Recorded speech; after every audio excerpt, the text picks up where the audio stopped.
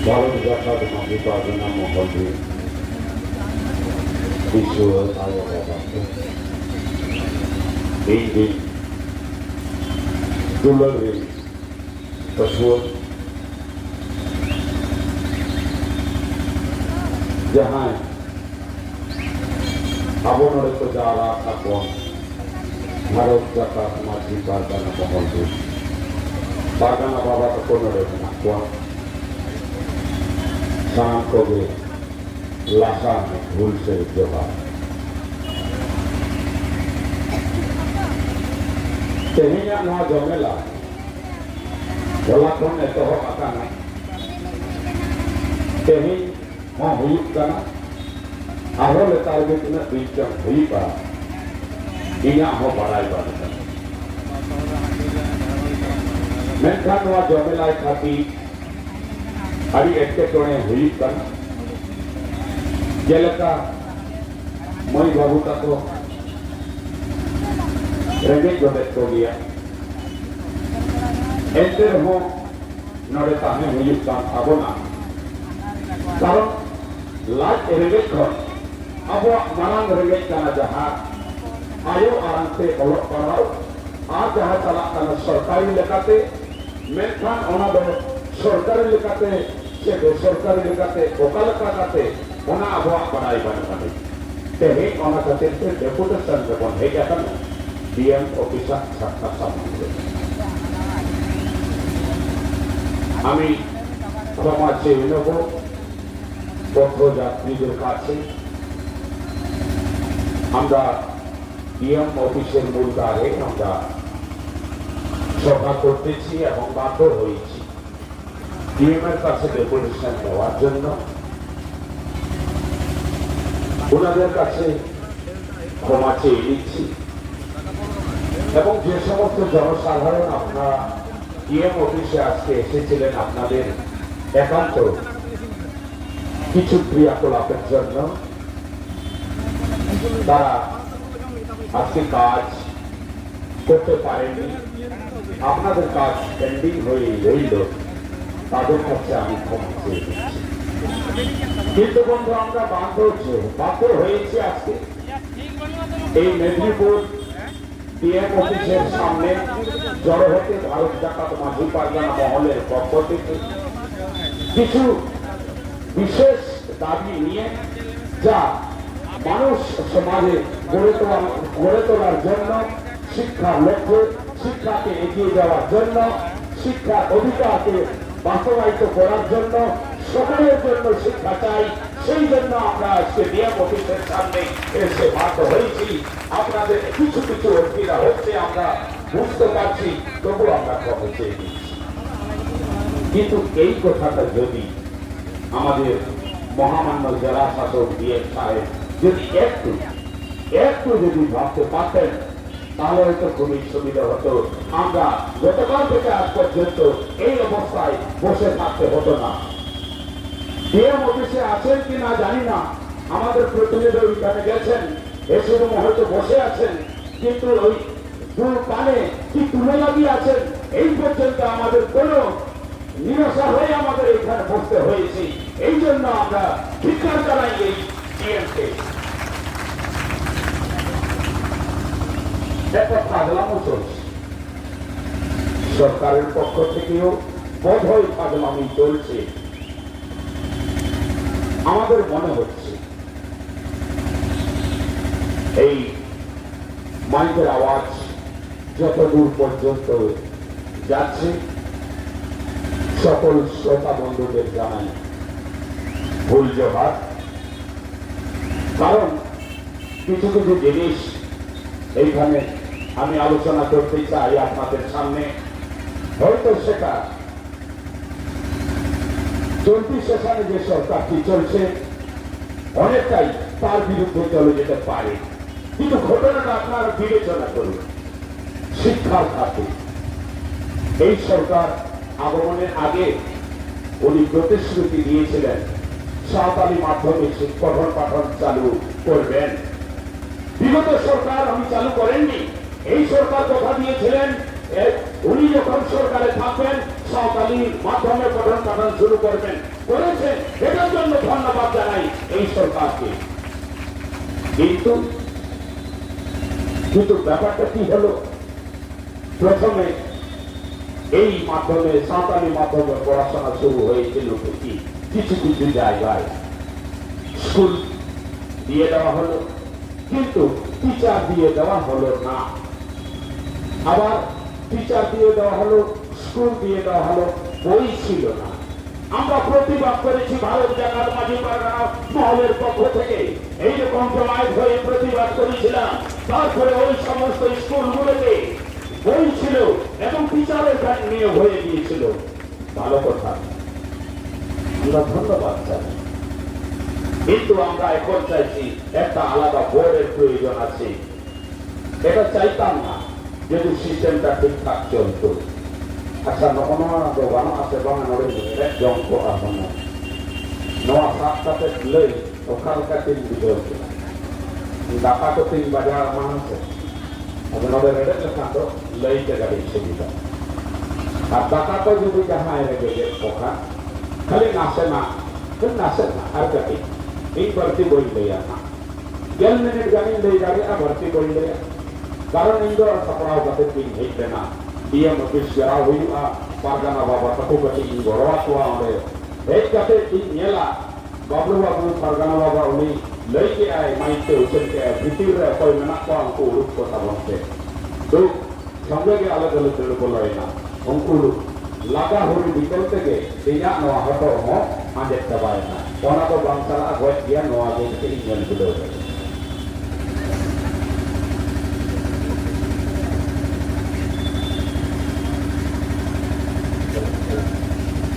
হরিয়ে গায় হায় হায় আমাদের দাবিদের দাবি মানতে হবে। ভারত জাকাত মাঝি বড় হয় জিতবে, আমাদের দাবিদের দাবি মানতে হবে। আমাদের দাবি আমাদের অন্তর্গত কর্মসূচি চলছে চলবে, আমাদের অন্তর্গত কর্মসূচি চলছে চলবে।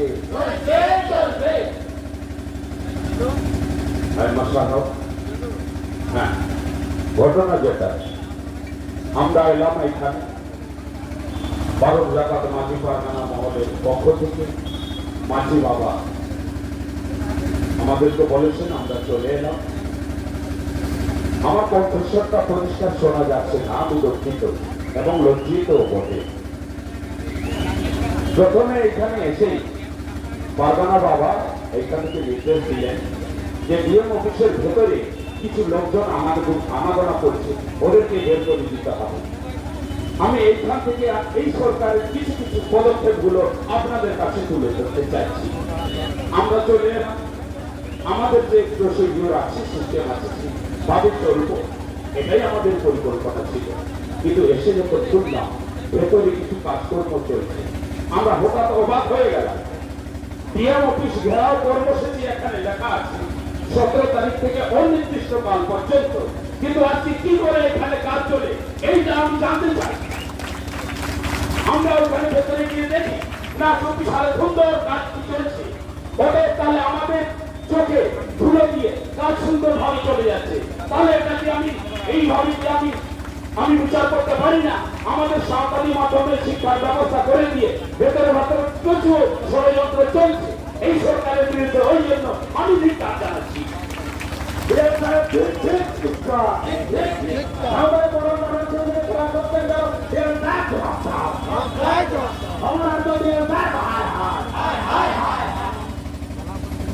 কেন সিস্টেমটা কোথায়?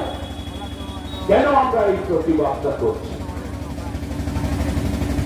ধরুন, সাঁওতালি মিডিয়ামে পড়ানো হবে, সাঁওতালি স্ক্রিপ্টে লেখা হবে, সাঁওতালি ভাষায় লেখা হবে, ভালো কথা। কিন্তু যেগুলো লেখা হয়েছে আপাতত এই পর্যন্ত, নাও আজ পর্যন্ত যে বইগুলো লেখা হয়েছে ওই বইগুলোতে কিছু ত্রুটি বিচ্যুতি আছে, থাকতেই পারে। প্রথমে যখন একটা সিস্টেম রানিং হতে চলছে ভুল ত্রুটি থাকতেই পারে। কিন্তু কিছু বছর তো হয়েছে, আপাতত 6 বছর 7 বছর হয়েছে। যে ত্রুটিগুলো আছে সেই ত্রুটিগুলো নিরাময় করার জন্য আপাতত বছরে একটা করে ট্রেনিং এর প্রয়োজন ছিল। সেই ট্রেনিং এ যে সমস্ত টিচারগুলো পড়াচ্ছেন ওদের অভিজ্ঞতাগুলো শেয়ার করে সুন্দর করে এই সিস্টেমটা চালানো যেত। কিন্তু আজ পর্যন্ত কোন ট্রেনিং এর ব্যবস্থা হয়নি। কেন হয়নি আমি সরকারকে আমি জবাব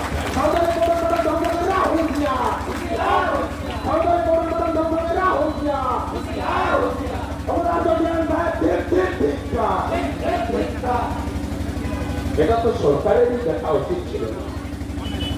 আমি ইচ্ছাকৃত ভাবে এই সরকারকে সমালোচনা করছি। এই সরকারে যিনি আছেন দিদি, উনি বলে দিয়েছেন সমালোচনা করুন, কিন্তু সেটা গঠনমূলক হওয়া উচিত। যদি আপনারা কেউ শুনে থাকেন এই সরকারের পক্ষে যারা আছেন, আমরাও আছি, আমরা সরকারের কাছে এটা এই মেসেজটা আমরা দিতে চাইছি ডিএম ডেপুটেশনের মাধ্যমে। কারণ অন্যান্য জায়গায় আমরা বলেছি, পত্র পত্রিকাতে বলেছি, এখন ফেসবুক, হোয়াটসঅ্যাপ, মানে আমাদের যে সমস্ত মাধ্যমগুলো আছে ওই মাধ্যমে তারা বলেছি, কিন্তু আজ পর্যন্ত সেটা কার্যকরী হয়নি। ওই জন্য আজকে আমরা ডেপুটেশন ডিএম এর কাছে আসতে বাধ্য হয়েছি। আপনারা বলুন আমাদের কি ত্রুটি ছিল? এই যে সমস্ত বাবা মারা তাদের কচি কাঁচা ছেলে মেয়েগুলো স্কুলে পাঠিয়েছে, তারা পরবর্তীকালে হাতে ছাতা এবং থালা নিয়ে ঘুরুক, এই সরকারের এইটাই উদ্দেশ্য। আমার কোথাও যেন মনে হচ্ছে এইরকম একটা কোথাও উদ্দেশ্য লুকিয়ে আছে। তা না হয় আজ পর্যন্ত সাবজেক্ট ভিত্তিক টিচার নেই অধিকাংশ স্কুলে। অথচ আমাদের প্রতিনিধি কিছু কিছু প্রতিনিধিগুলো তারা সুন্দর করে মিডিয়াতে বলে দিচ্ছে না, আমাদের যে সমস্ত স্টুডেন্ট গুলো আছে স্টুডেন্টদের সঙ্গে টিচার খুব সুন্দর ভাবে ওটা সামঞ্জস্য করে আছে, কিন্তু বাস্তব যেটা সেটা কিন্তু নেই। আমরা মাঝি পারগানা মহলের পক্ষ থেকে স্কুলে স্কুলে গিয়ে সেটা দেখে আজকে আমরা মেমোরেন্ডাম দিয়েছি। আজ পর্যন্ত ছাত্র রাখা হয়। এই ডিএম স্যার আমাদের পশ্চিম মেদিনীপুর জেলা আধিকারিক, এই জেলা আধিকারিকের কাছে আমরা বারে বারে বলি, আজকে আমরা পথে নামতে বাধ্য হয়েছি। শুধু টিচার নয়, স্টুডেন্ট, টিচার, লেকচারার, প্রফেসর, মাঝি বাবা, মাঝি আয় সবাই এসে উপস্থিত হয়েছে এই মেদিনীপুর রাস্তা করে ডিএম অফিস কিছুদিন আগে এইচএস পরীক্ষা ছিল। এইচএস পরীক্ষা সুন্দরভাবে চলছে, ভালো চলছে। আমরা শিক্ষকগুলো ভেবেছিলাম হ্যাঁ তাহলে ভালো চলছে, খুব সুন্দর চলছে। হঠাৎ করে দেখা গেল পরিবেশ বিদ্যার দিনে স্টুডেন্টগুলোকে কোশ্চেন দেওয়া হয়েছে। যদিও দেওয়া হয়েছে সরকারি মাধ্যমে, সরকারি স্ক্রিপ্টে কোশ্চেন গুলো লেখা নেই। সেই স্টুডেন্ট গুলো ওই স্কুলে যিনি প্রধান শিক্ষক আছেন, ইনচার্জে আছেন, ওনার কাছে গিয়ে বাধ্য হয়েছিলেন ঘটনাটা এই একটু চেষ্টা করুন যাতে আমরা লিখতে পারছি না, আমরা বুঝতে পারছি না ব্যাপারটা। যদি আমাদেরকে কিছু সহযোগিতা করা হয় লেখার জন্য তাহলে আমরা লিখে দেব। কিন্তু দুর্ভাগ্যের ব্যাপার ওই স্কুলের প্রধান শিক্ষক উনি কর্ণপাত করেছিলেন বটে, কিন্তু আবহাওয়া একজন টিচারকে পাঠিয়ে দিলেন। যেহেতু আদিবাসী সম্প্রদায়ের ছাত্রছাত্রী ওইখানে পরীক্ষা দিচ্ছিল, ওই জন্য আদিবাসী একজন টিচারকে এখানে নিয়োগ করলেন। কিন্তু হেডমাস্টার মশাই উনি একটুও চিন্তা ভাবনা করলেন না। ওই টিচার উনি ওই ভাষাটি আদৌ জানেন কি জানেন না ওইটা দেখলেন না, উনি পাঠিয়ে দিলেন। যেহেতু উনি একজন আদিবাসী শিক্ষক ছিলেন, তাহলে আমরা কি এটা ভেবে নিতে পারি না যে ওই হেডমাস্টার মশাইটা একটু সাম্প্রদায়িকতা হয়ে গেলেন? সম্প্রদায় থাকে, সাম্প্রদায়িকতা দূরী হোক, এটা আমরা চাই। কিন্তু ওই হেডমাস্টার মশাই কি করলেন? উনি শুধু দেখলেন যে হ্যাঁ টিচার আদিবাসী হলেই হবে, ভাষা জানুক আর না জানুক। তাহলে আমরা কি ভেবে নেব না এখানে একটু সাম্প্রদায়িকতা হয়ে যাচ্ছে? ওই জন্য আমরা আজকে ডিএমের কাছে ডেপুটেশনে চলে এসেছি। ওই দিনে আমাদের ছাত্রছাত্রী সাদা খাতা দিয়ে স্কুলে এসে তাদের মধ্যে আলাপ আলোচনা করার পর ব্লক অফিসে যায়, বিডিও অফিসে ওদের সমস্যার কথা তুলে ধরার জন্য।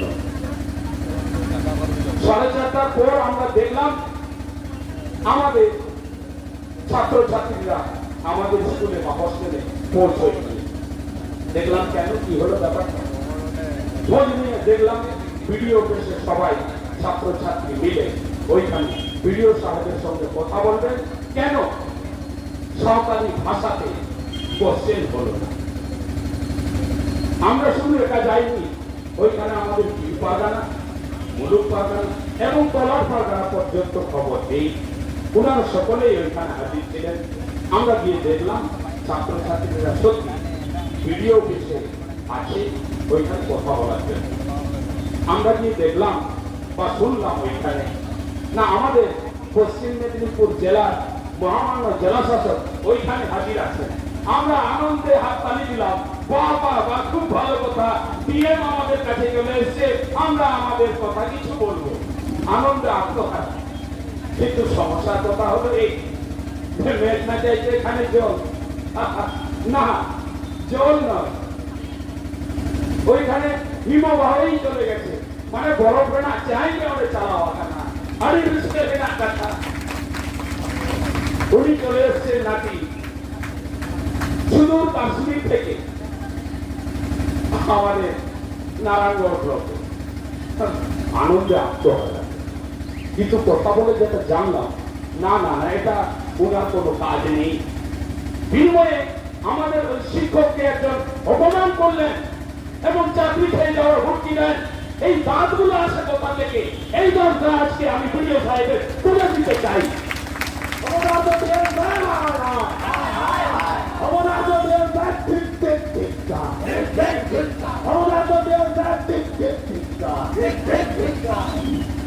অপদার্থ একটা ভিডিও, আমাদের একটা সীমা আছে। আর স্টুডেন্টদের অ্যাকাউন্টে এখনো টাকা ঢুকেনি পুরোটা। আপনি একজন টিচারের চাকরি খেয়ে নেবেন নাকি? ভাত দেওয়ার মরদ নেই, কি মারার গোসাই, ওয়া ওয়া ওয়া ইয়ে হয়েছে নাকি আপনি লজ্জা লাগে এটা আমাদের লজ্জা